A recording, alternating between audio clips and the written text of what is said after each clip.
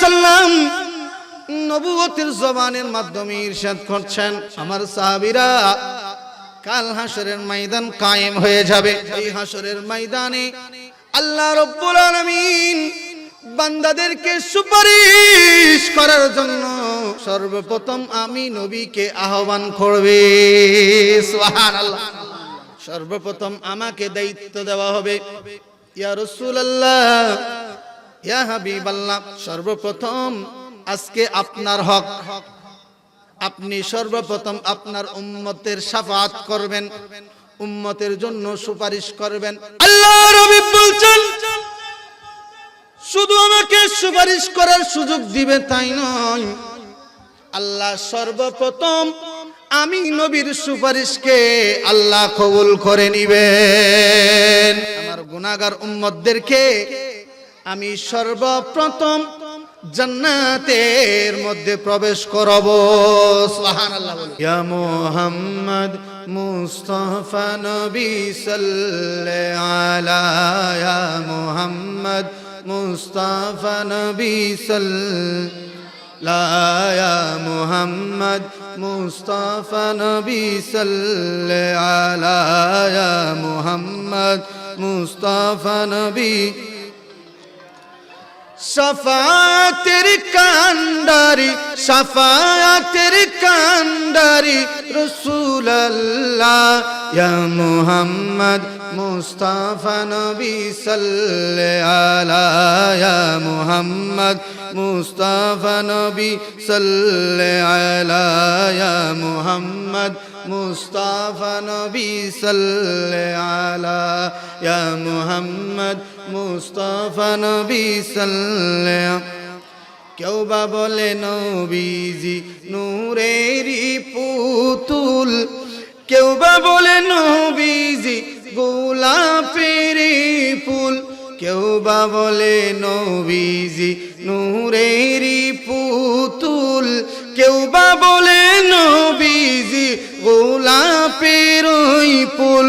নয় সে গোলাপ নয় সে পুতুল, নয় সে পুতুল নয় সে গোলাপ, নূর আল্লাহ, ইয়া নবীজি মুস্তাফা নবী সাল্লাল্লাহু আলা, ইয়া মুহাম্মদ মুস্তাফা নবী সাল্লাল্লাহু আলা, ইয়া মুহাম্মদ মুস্তাফা নবী লা, ইয়া মুহাম্মদ মুস্তাফা নবী। শাফাআতের কান্ডারি, শাফাআতের কান্ডারি রাসূলুল্লাহ, ইয়া মুহাম্মদ মুস্তাফা নবী সাল্লাল্লাহু আলা, ইয়া মুহাম্মদ মুস্তাফা নবী সাল্লাল্লাহু, ইয়া মুহাম্মদ মুস্তাফা নবী। খুদারি খাস নূরে তৈয়ারি যিনি, শাহাদাতের বাণী যার মুখে শুনি। খুদারি খাস নূরে তৈয়ারি যিনি, শাহাদাতের বাণী যার মুখে শুনি। दूसरा কোনো মাবুদ নাই নূর আল্লাহ, दूसरा কোনো মাবুদ নাই নূর আল্লাহ, ইয়া মুহাম্মদ মুস্তাফা নবী সাল্লাল্লাহু আলা, ইয়া মুহাম্মদ মুস্তাফা নবী সাল্লাল্লাহু আলা, ইয়া মুহাম্মদ মুস্তাফা নবী। শাফাআতের কান্ডারি রাসূলুল্লাহ, শাফাআতের কান্ডারি রাসূলুল্লাহ, ইয়া মুহাম্মদ মুস্তাফা নবী সাল্লাল্লাহু আলা, ইয়া মুহাম্মদ মুস্তাফা নবী সাল্লাল্লাহু। নবীজি আদম সফির বাবা, নবীজি আমার কাবারো কাবা, নবীজি আদম সফির বাবা, নবীজি আমার কাবারো কাবা। নূর নবীজির প্রেমে কাবা হয়েছে কালা, নূর নবীজির প্রেমে কাবা হয়েছে কালা ইয়া মুহাম্মদ মুস্তাফা নবী সাল্লাল্লাহু আলা ইয়া মুহাম্মদ মুস্তাফা নবী সাল্লাল্লাহু আলা ইয়া মুহাম্মদ মুস্তাফা নবী সাল্লাল্লাহু আলা। আল্লাহ রাব্বুল আলামিন এই পবিত্র কালামে পাকের মধ্যে ইরশাদ করছেন قد أفلح من زكاها وقد خاب من دساها। আল্লাহ রাব্বুল আলামিন বলছেন قد أفلح من زكاها, সে সফল হয়েছে, সে সফল হয়েছে যে নিজেকে পবিত্র করতে পেরেছে। সুবহানাল্লাহ বলি।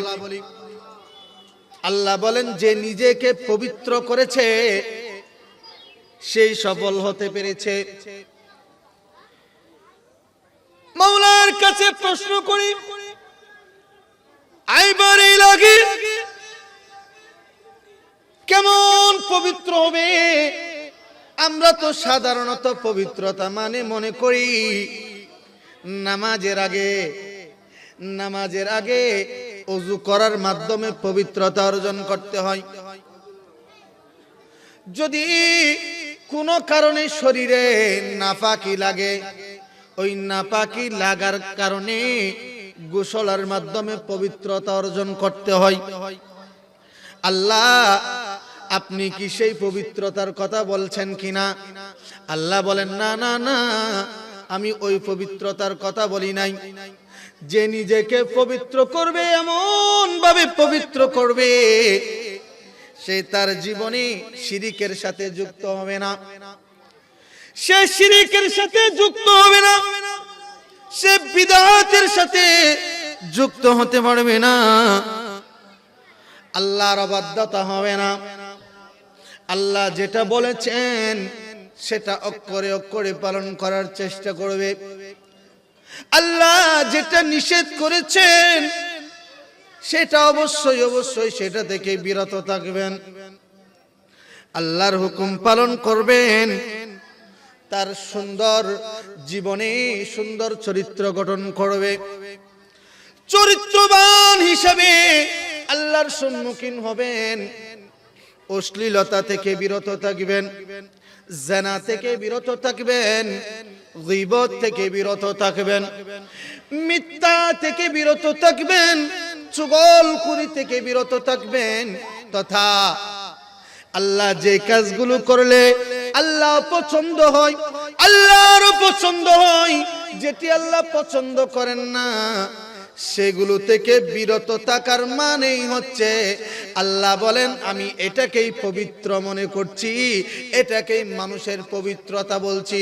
মানুষ যদি এভাবেই চলে অবশ্যই অবশ্যই তারা সফল হবে, সফল হবে, সফল হবে। তাদের সফলতা দুনিয়ার জমিনের কেউ আটকাতে পারবে না। চিৎকার দিয়ে বলি সুবহানাল্লাহ। ওই সফলতা কি? ওই সফলতা কি? আল্লাহ কোন সফলতার কথা বলছেন? আমরা তো অনেক সময় মনে করি আমাদের এই মিন লাইফ, আমাদের জীবনের লক্ষ্য, এক একজনের লক্ষ্য এক এক রকম, এক একজনের চিন্তা চেতনা এক এক রকম। কারো লক্ষ্য থাকে সে ডাক্তার হবে, সেই অনুপাতে সে প্রিপারেশন নাই, প্রস্তুতি নাই। কারো লক্ষ্য সে ইঞ্জিনিয়ার হবে, কারো লক্ষ্য সে শিক্ষক হবে, শিক্ষকতা করবে, জাতিকে মানুষের মতো মানুষ করবে, অসভ্যকে সভ্য করবে, সঠিক শিক্ষাটা সে দিবে। কারো এইম হচ্ছে আমি হক্কানি একজন আলেম হব। যখন আলেম হয়ে যায়, ডাক্তার হয়ে যায়, ইঞ্জিনিয়ার হয়ে যায়, শিক্ষক যখন হয়ে যায়, নিজেকে সফল মনে করে আমার লক্ষ্য পূরণ হয়েছে, সুতরাং আমি সফল হয়েছি। সুবহানাল্লাহ বলি। আল্লাহ বলছেন না না না, এটা দুনিয়াবি সাময়িক, সাময়িক একটি সফলতা, আমি ওই সাময়িক কোন সফলতার কথা আমি বলি নাই। আমি বলেছি দুনিয়া এবং আখিরাত উভয় জাহানের মধ্যে প্রত্যেক বান্দা, আমার বান্দা যারা রয়েছে, মুমিন মুসলিম নারী পুরুষ, আমার প্রত্যেক বান্দার যে একটা লক্ষ্য থাকা উচিত, আমি আল্লাহ তাদেরকে যে জন্য পাঠিয়েছি, তারা দুনিয়ার জমিনে আমার পরীক্ষা ক্ষেত্রে তারা আগমন করেছে, তারা পরীক্ষায় অংশগ্রহণ করেছে। আল্লাহ রাব্বুল আলামিন বলছেন, এই পরীক্ষা ক্ষেত্রে পাশ হলে যেটি বান্দারা চাইবে, কাল হাসরের ময়দানে আমি বিচারের দিন ধার্য করব। ইয়াউমুল কিয়ামা যখন সংগঠিত হবে, সকল মানুষে একটি আশা করবে, এই ইয়াউমুল কিয়ামতের অবস্থা পার হয়ে কিভাবে জান্নাতে যাব। সুবহানাল্লাহ বলি। আমরা জান্নাত চাই কি চাই না? কথা বলেন, জান্নাত চাই কি চাই না? আমরা জান্নাত চাই। আল্লাহ বলছেন, আমি ওই সফলতার কথা বলছি, কদ আফলাহা মান যাক্কাহা। আমার বান্দারা সফল হবে যদি দুনিয়ার জমিনে যত খারাপ আছে সবগুলো বর্জন করতে পারে, যত ভালো আছে সবকিছু ধারণ করতে পারে। আমি আল্লাহ তাকে সফল করব কিসের মাধ্যমে? তাদেরকে আমি আল্লাহ জান্নাতের পুরস্কার দিয়ে, তাদের পুরস্কার হিসাবে আমি জান্নাত দিয়ে আমি আল্লাহ তাদেরকে সফল করে দিব। সুবহানাল্লাহ। এই জান্নাত যদি পেতে হয়, আমার নবীর দামান ধরতে হবে, আমার নবীর ভালোবাসা, আমার নবীর জীবন চরিত্র অনুসরণ করতে হবে, ঠিক কিনা? আমার নবীর জীবন আদর্শ যখন নিজেদের ভিতরে বাস্তবায়ন করবে, আল্লাহ বলেন তারাই অবশ্যই সফল হবে। তারা অবশ্যই সফল হবে। তাদের যদি সফলতা অর্জন করা লাগে, তারা যেন আমার নবীকে ভালোবাসে। সুবহানাল্লাহ। ভালো যদি বাসতে হয় নবীকে বাসুন, ভালো যদি বাসতে হয় নবীকে নবী তারানে वाला, নবী বাঁচানে वाला, নবী তারানে वाला, নবী বাঁচানে वाला। প্রাণের চেয়েও প্রিয় তাই নবীকে জানুন, ভালো যদি বাসতে হয় নবীকে বাসুন, ভালো যদি বাসতে হয় নবীকে বাসুন, ভালো যদি বাসতে হয় নবীকে বাসুন, ভালো যদি বাসতে হয়।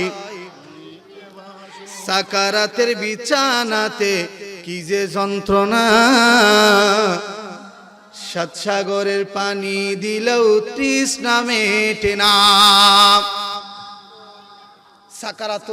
সাকারাতুল মাউত মুফাসসিরে কিরামগণ ব্যাখ্যা করছেন, দুনিয়ার জমিনের আপনি জন্ম থেকে মৃত্যু পর্যন্ত যে সময়গুলো কাটিয়েছেন, ওই সময়ের মধ্যে আপনি কত কষ্টের মধ্যে ছিলেন, কত পরীক্ষার মধ্যে ছিলেন, যন্ত্রণার মধ্যে ছিলেন, দুশ্চিন্তার মধ্যে ছিলেন, কঠিন কঠিন মুহূর্তের মধ্যে ছিলেন। কিন্তু সবচাইতে কঠিন মুহূর্ত হচ্ছে সাকরাতুল মাউত। সাকারাতের বিছানায় যখন আপনি শুয়ে যাবেন, শেষ মুহূর্ত আমরা সবাই কামনা করি খাতামা বিল খাইর, আল্লাহ আমাদেরকে শেষ সময়ের মধ্যে খাতামা বিল খাইর দান করিও, ঈমানের সহিত মৃত্যু দান করিও। আজরাইল আসবেন জানকে কবজা করার জন্য। এটা কেমন অবস্থা, কঠিন মুহূর্ত। অন্যদিকে শয়তান আসবে আপনার ঈমান, দুনিয়ার সবচাইতে বড় সম্পদ, সবচাইতে বড় দৌলত আপনার ঈমানকে হরণ করার জন্য। এর চাইতে কঠিন মুহূর্ত, কঠিন অবস্থা আর হতে পারে না।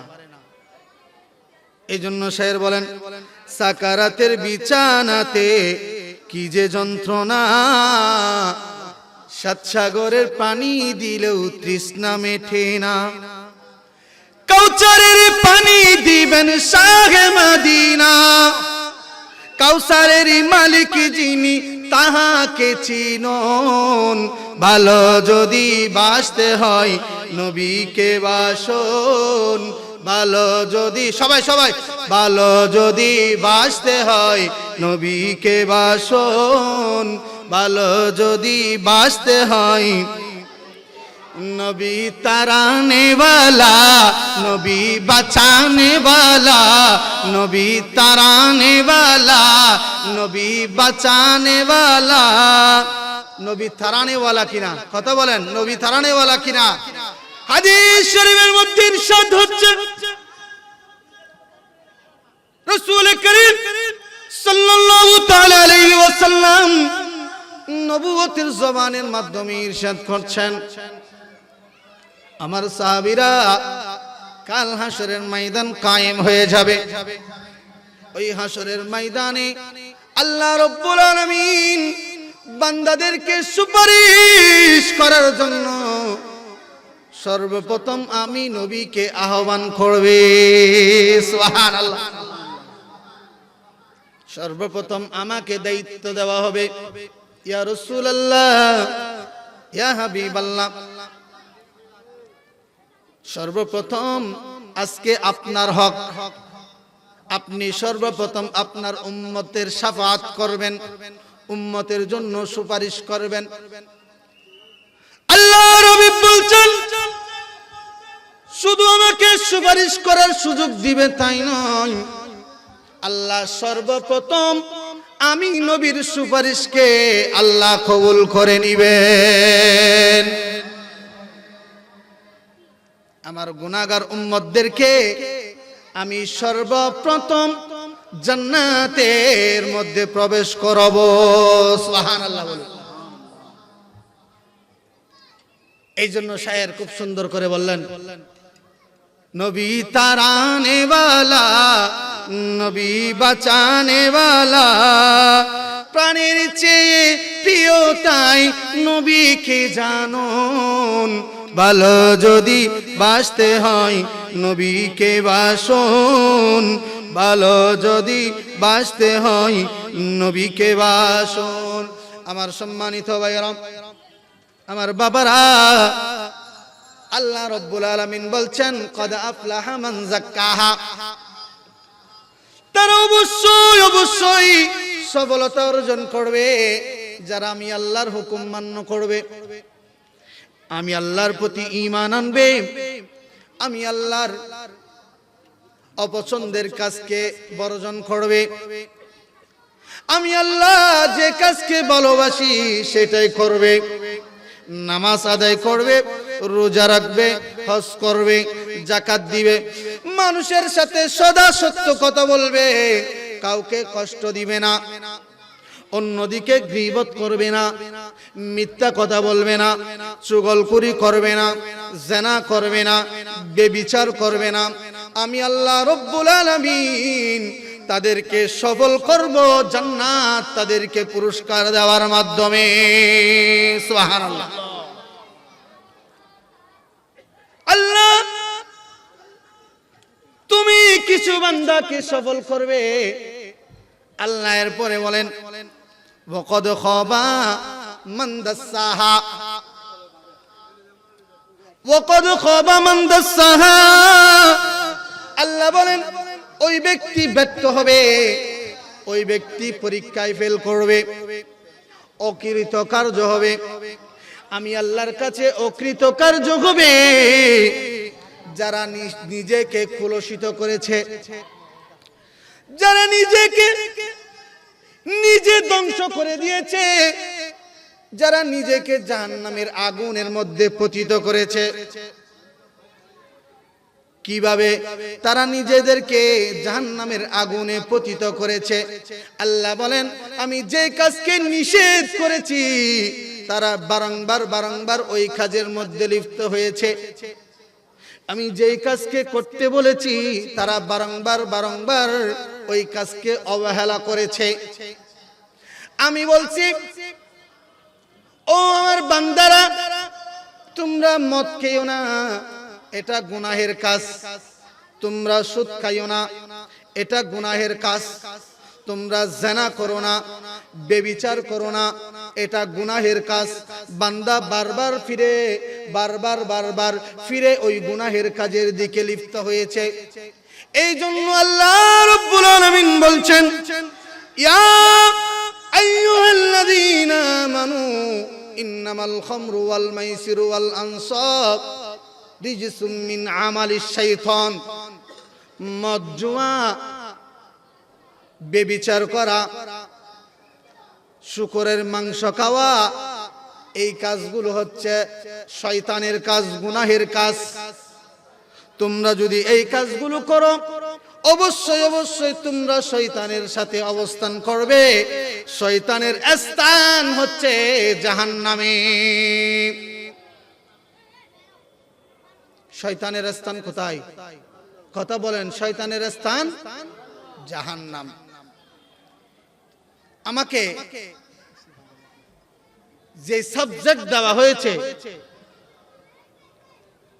কুরআন হাদিসের আলোকে সামাজিক অবক্ষয়ের কারণ, আগে আমাদেরকে জানা দরকার অবক্ষয় মানে কি। অবক্ষয় মানে হচ্ছে ফিরে যাওয়া, গোপন করা। অবক্ষয় মানে হচ্ছে আল্লাহর পথ থেকে বিচ্যুত হওয়া, ধ্বংসের দিকে চলে যাওয়া। কিসের দিকে চলে যাওয়া? আমরা কি আমাদের সমাজকে ধ্বংসের দিকে নিয়ে যেতে চাই? কথা বলেন, আমরা ধ্বংসের দিকে নিয়ে যেতে চাই? আমরা আমাদের সন্তানদেরকে ধ্বংসের দিকে ঠেলে দিতে চাই? আমরা আমাদের সন্তানকে, আমাদের সমাজকে ধ্বংসের দিকে ঠেলে দিতে চাই না। ধ্বংস কেন হয়? আমি তিনটা কারণ নির্ধারণ করেছি। জানি না এই অল্প সময়ের মধ্যে তিনটা কারণগুলো আপনাদের সম্মুখে ব্যক্ত করতে পারি কিনা। যতটুক পারি চেষ্টা করব। এক নাম্বার, মাদকাসক্তি অধিক হারে বেড়ে যাওয়া। সামাজিক অবক্ষয় হওয়ার কারণ এক নাম্বার কি? সমাজের মধ্যে মাদকাসক্তি অধিক হারে বেড়ে যাওয়া। দ্বিতীয় নাম্বার, সমাজের মধ্যে অশ্লীলতা, জিনা, ব্যভিচার, এগুলো অতিমাত্রায় বেড়ে যাওয়া। তৃতীয় নম্বর, সমাজের মধ্যে বেকারত্ব বেড়ে যাওয়া।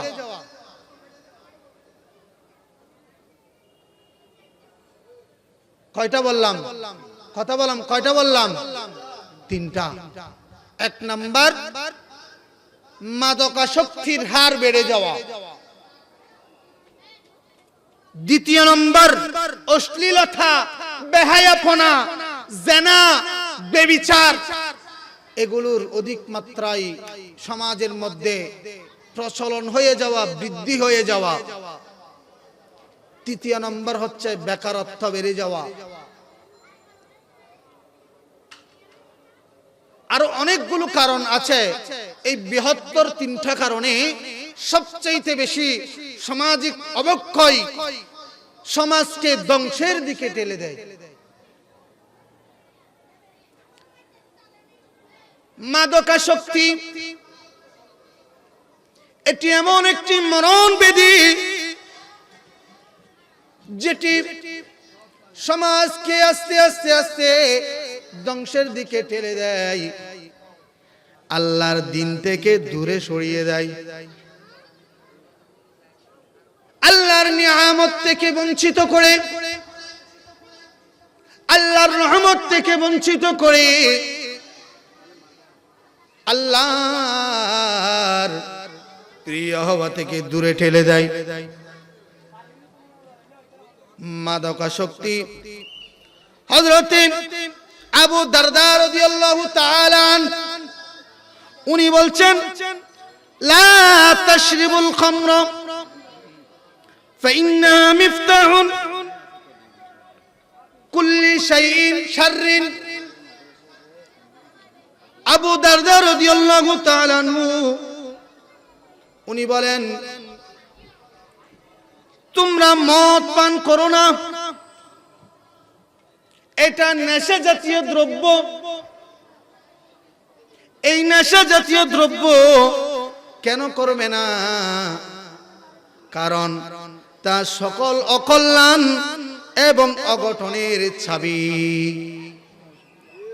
নাউজুবিল্লাহ বলি। এই মদ,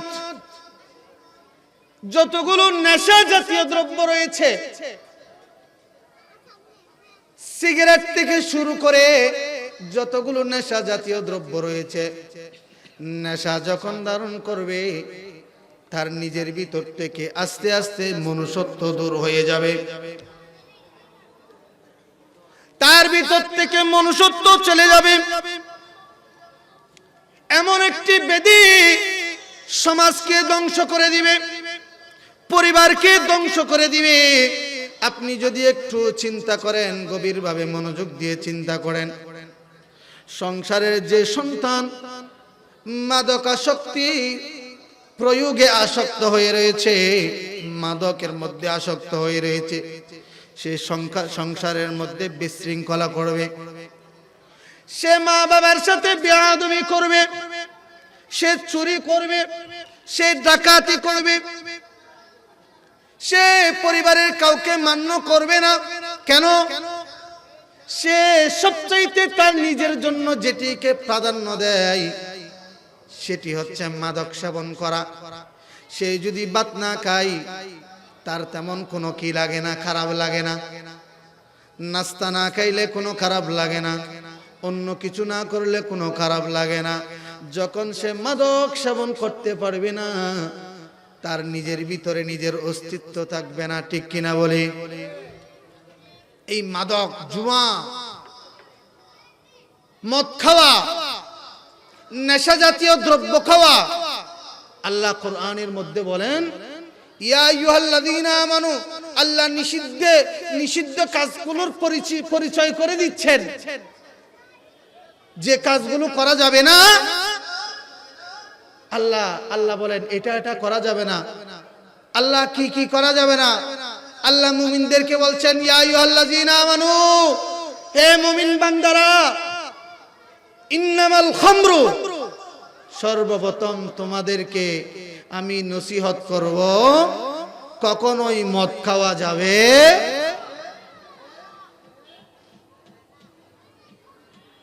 ওয়াল মাইসিরু ওয়াল আজলামু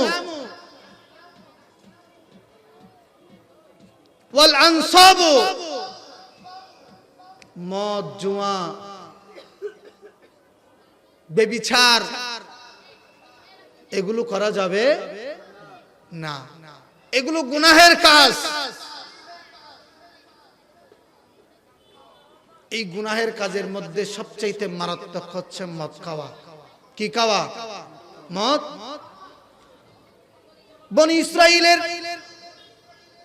এক রাষ্ট্রপতি, তার রাজ্যের মধ্যে এক বুজুর্গ ব্যক্তি ছিলেন। ওই বুজুর্গ ব্যক্তি আল্লাহর বান্দাদেরকে ভালো কাজের দিকে আহ্বান করে, সুবহানাল্লাহ বলে, সত্য কথা বলার জন্য আহ্বান করে, নেক আমল করার জন্য আহ্বান করে, আল্লাহর ইবাদতের জন্য আহ্বান করে। ওই রাষ্ট্রপতি চিন্তা করলেন, বিভিন্নভাবে ওয়ার্নিং দিলেন এই কাজগুলো বন্ধ করার জন্য। তিনাকে বন্ধ করা যাচ্ছে না। তিনি সব সময় ভালোর পক্ষে থাকেন, মদ খাই না, জুয়া খাই না, বেবিচার করে না, জিনা করে না, মিথ্যা কথা বলে না। সমাজের অন্য মানুষেরা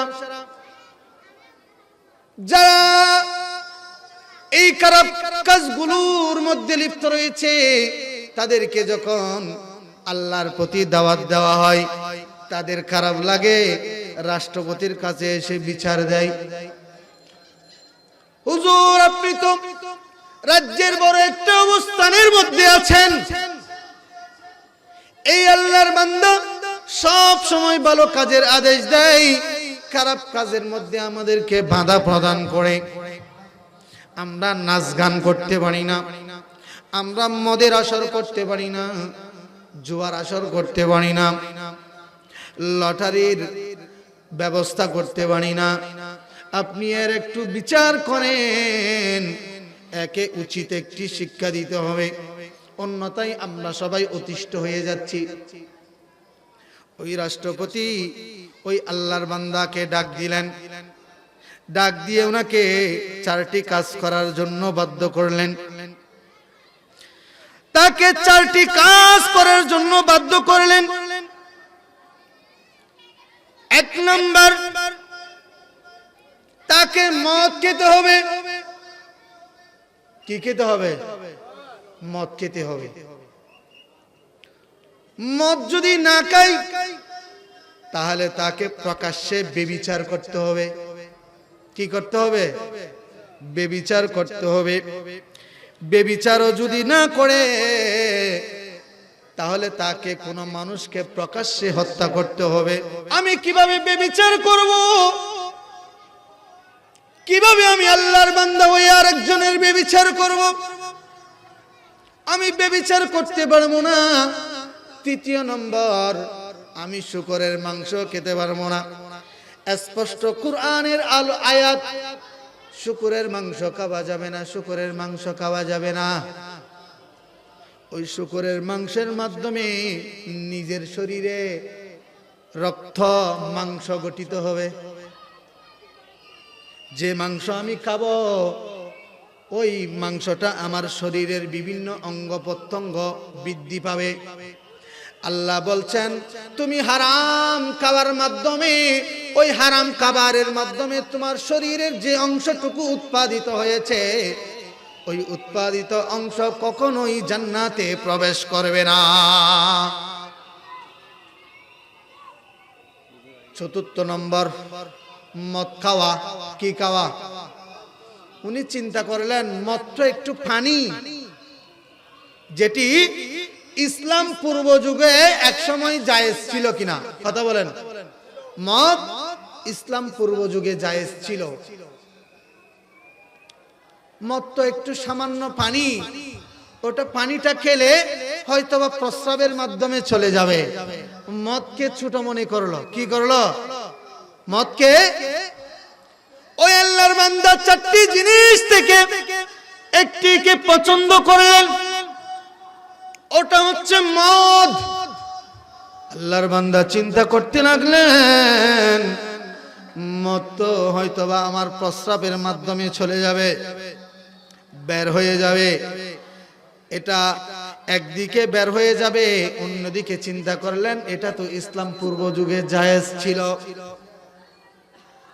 আল্লাহর অনেক বান্দারা মদ খেয়েছে, পরবর্তীতে নিষিদ্ধ হওয়ার পরে ওটা আর খাই নাই। আমি যদি মদকে বাছাই করি, হয়তোবা মদটা ছোট জিনিস, তেমন কোনো ক্ষতি হবে না। মদ যদি খাই, আল্লাহর কাছে যদি মাফ চাই, আল্লাহ আমাকে ক্ষমা করে দিবেন। উনি মদকে বাছাই করলেন, জনসম্মুখে বলে দিলেন, আমি এই 4টা জিনিস থেকে মদকে বাছাই করে নিলাম, আমি জনসম্মুখে মদ পান করব। যেমন কথা তেমন কাজ, জনসম্মুখে মদ পান করে নিলেন। নাউযুবিল্লাহ বলে জনসম্মুখে মদ পান করে নেওয়ার পরে বলা হচ্ছে বেবিচার, জিনা, মানুষকে হত্যা করা, শূকরের মাংস খাওয়া। ও আল্লাহর বান্দা সবচেয়ে কঠিন মনে করেছে মানুষ যখন ওই আল্লাহর বান্দা যখন মদকে মাতাল হয়ে গিয়েছে, এতক্ষণ চিন্তা করলেন বেবিচার আমি করতে পারবো না, এটা মারাত্মক অপরাধ। আমি মানুষকে হত্যা করতে পারবো না, এটা তো মারাত্মক অপরাধ। আমি তো শুকুরের মাংস খেতে পারবো না, এটা মারাত্মক অপরাধ। ওই আল্লাহর বান্দা মদ খাওয়ার পরে তার শেষ যখন চলে গেল, মাতাল হয়ে গেল, ওই গুনাহের কাজগুলো তখন করা সহজ হয়ে গেল এবং বেবিচার জেনা শুকুরের মাংস মাতাল অবস্থায় সব কিছু খাওয়া শুরু করে দিল। চিৎকার দিয়ে বলি নাউযুবিল্লাহ। নারায়ে তাকবীর, নারায়ে রিসালাত, নারায়ে গাউসিয়া।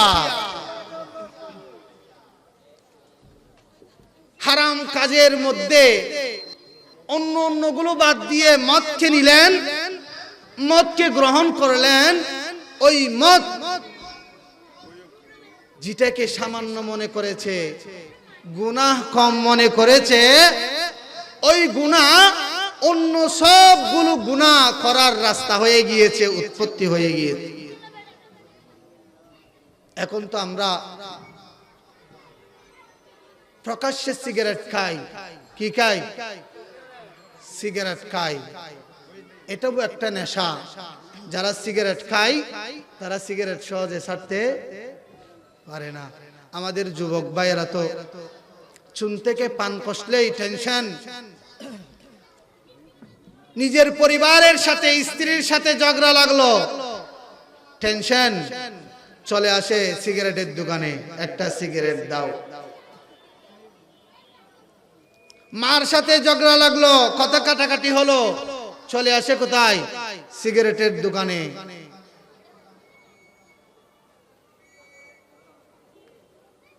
এটার প্রবণতা কেমন?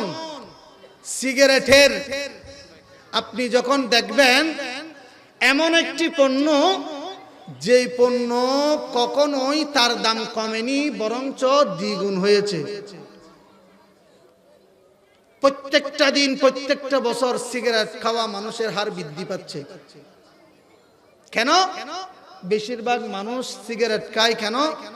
টেনশন মুক্ত করার জন্য। কি করার জন্য? কথা বলেন। টেনশন। সিগারেটকে যখন প্রশ্ন করি, ও সিগারেট, তুমি মানুষের কতটুকু টেনশন দূর করতে পারো? সিগারেট জবাব দেয়, আমি মানুষের টেনশন দূর করব তো দূরের কথা, আমি টেনশন আরো বাড়িয়ে দেই। নাউজুবিল্লাহ বলি। আমি টেনশন আরো বাড়িয়ে দেই।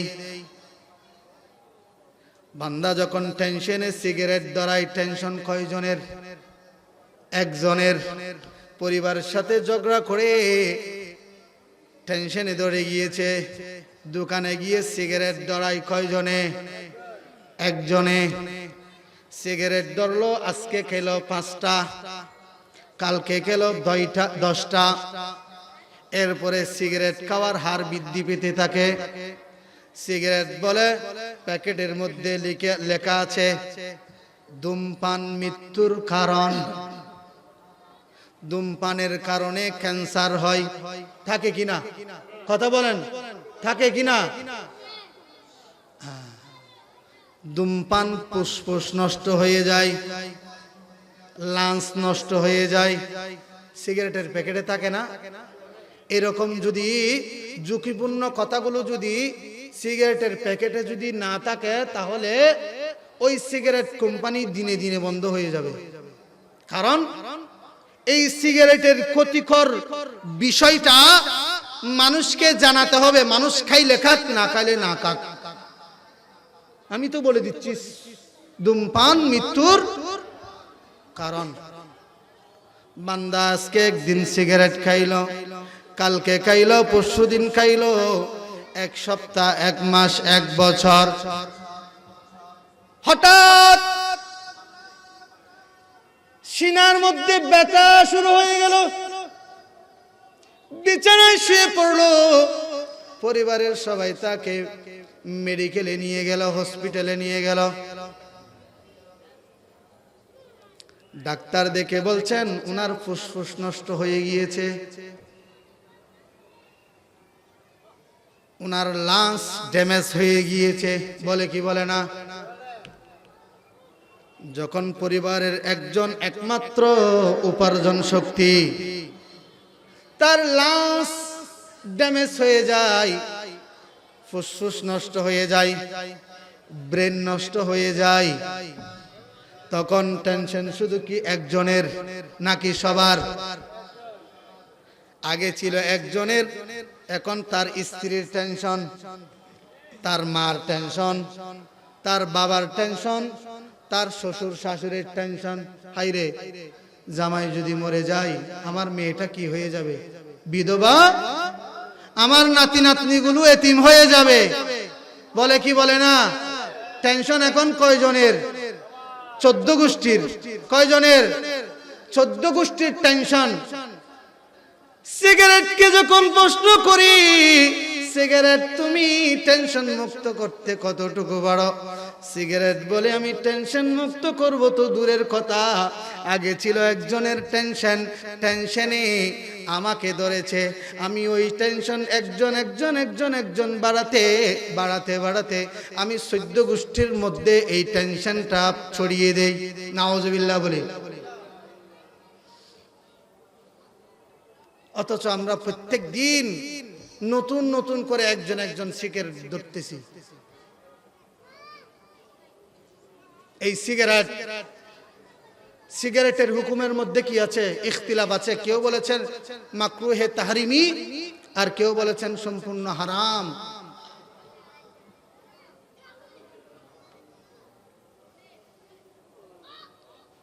আল্লাহ রাব্বুল আলামিন আমাদেরকে এই মাদকাসক্ত আমাদের যে ভাইগুলো আছে এই মাদক থেকে ফিরে আসার তৌফিক দান করেন। প্রত্যেকে বলেন আমিন। সম্মানিত হাজিরিন কিরাম, আমাদের আজকের অনুষ্ঠানের সম্মানিত প্রধান মেহমান চলে আসছেন। বিশেষ আকর্ষণও আমাদের মাহফিলে এসে হাজির হয়েছেন। আমি এতক্ষণ কথা বলা মানে ওনাদের সাথে বেয়াদবি করা। আমার আরো কিছু বিষয় এখনো পর্যন্ত অসম্পূর্ণ থেকে গেছে। ইনশাআল্লাহ আল্লাহ যদি কবুল করে, যেহেতু আপনাদের মসজিদে খেতাবতের দায়িত্বে আছি, এই বিষয়গুলো ইনশাআল্লাহ নিয়ে আমি এক জমা আলোচনা করব। আল্লাহ রাব্বুল আলামিন আমাদের সবাইকে কবুল আর মঞ্জুর করুক বলে আমিন। আজকের মাহফিলকে আল্লাহ সফল এবং সুন্দর এবং সফল হিসেবে আল্লাহ কবুল করুক বলে আমিন। এই মাহফিলের মাধ্যমে এই মাহফিল যেন আমাদের জন্য দুনিয়ার জমিনে ইজ্জত, কাল হাশরের ময়দানে নাজাতের ওসিলা হিসেবে কবুল করে বলে আমিন। ওয়া আখির দাওয়ানা আনিল হামদুলিল্লাহি রাব্বিল আলামিন।